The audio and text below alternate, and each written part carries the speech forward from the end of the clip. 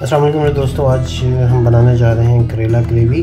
और पहले हम करेले को काट के बारीक बारीक काटने के बाद फ्राई करेंगे। इसमें एक अंडे की ज़रूरत पड़ेगी और थोड़ा सा बेसन हम यूज़ करेंगे और देन हम नॉर्मल ग्रेवी बनाएंगे प्याज और टमाटर की और उसके अंदर शामिल कर देंगे।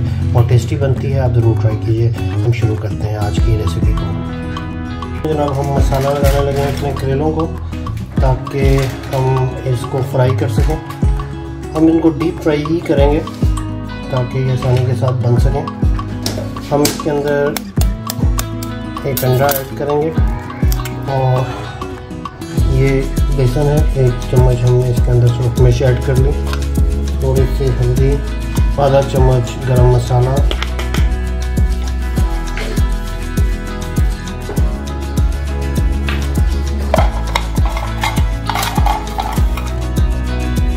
नमक आप अपनी ज़रूरत के मुताबिक ऐड करें। इसको अच्छे तरीके से मिक्स कर लेते हैं।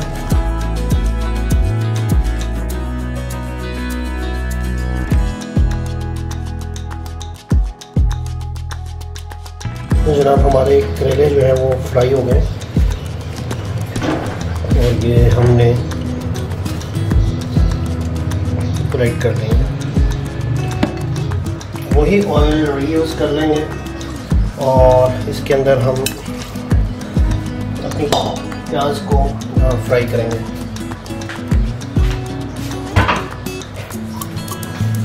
ये हमारी प्याज है जो हम इसके अंदर ऐड करने लगे। हमने एक प्याज को बारीक बारीक चॉप कर लिया। तो जनाब हम इसके अंदर टमाटर ऐड कर रहे हैं।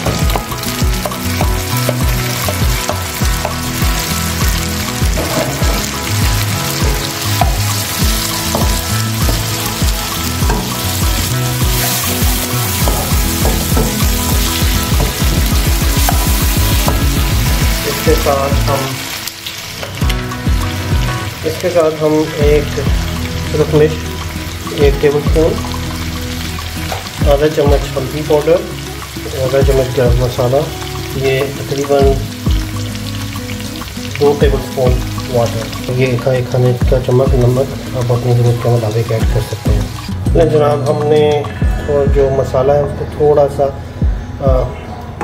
चॉपर में चला लिया है ताकि वो थोड़ा सा वो हो जाए, आसानी के साथ डल जाए। नमक और मिर्च वगैरह बहुत मुनासिब डला हुआ है। अब हम ये जो करेले हैं हम इसके अंदर ऐड कर देंगे। ये हमारा ना ऑयल निकल आया है, हमारी डिश जो है फ्राई हो गई है।